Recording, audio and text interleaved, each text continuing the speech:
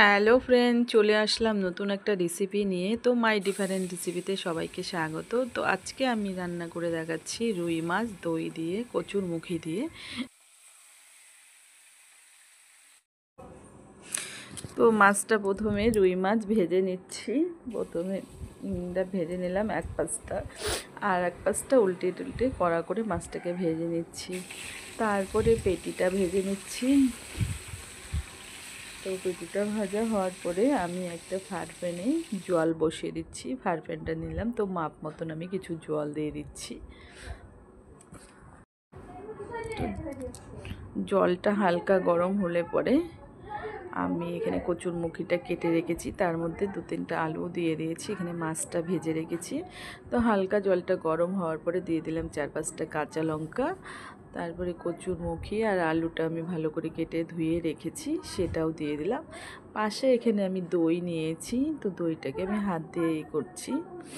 ভালো করে দইটাকে না করে নিলে আপনারা চামচ দিয়েও করে নিতে পারেন। তারপরে আমি এখানে জিরা, তেজপাতা, শুকনো লঙ্কা ফোড়ন দিয়ে দিলাম কড়াইয়ের মধ্যে, তেলের মধ্যে। দেওয়ার পরে আমি এখানে পেঁয়াজ আর রসুন থেতো করে দিয়েছি। তো সেইটা ফোড়নে আমি দিয়ে দিলাম।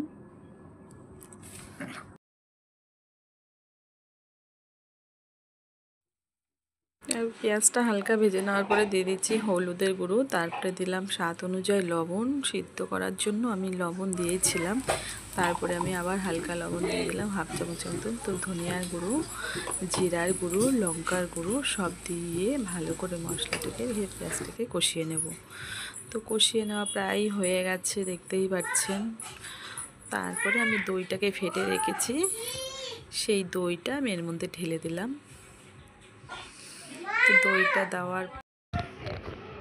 দই দেওয়ার পরে ভালো করে দইটা মশলার সাথে ফেটে নেওয়া হচ্ছে, ভালো করে কষিয়ে নেব।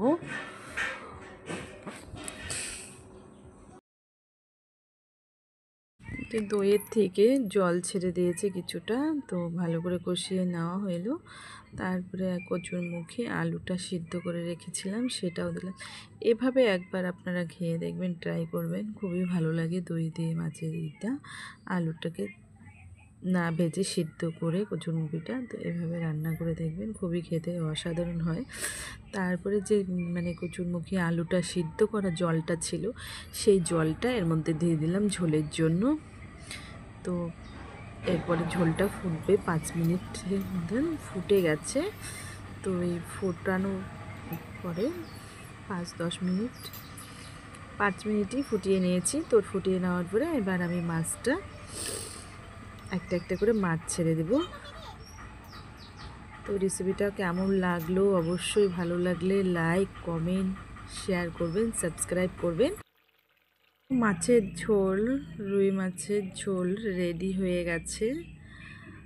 তো রেসিপিটা কেমন লাগলো অবশ্যই ভালো লাগলে একটা সাবস্ক্রাইব, লাইক করবেন। টাটা, আবার নতুন ভিডিও নিয়ে দেখা হচ্ছে।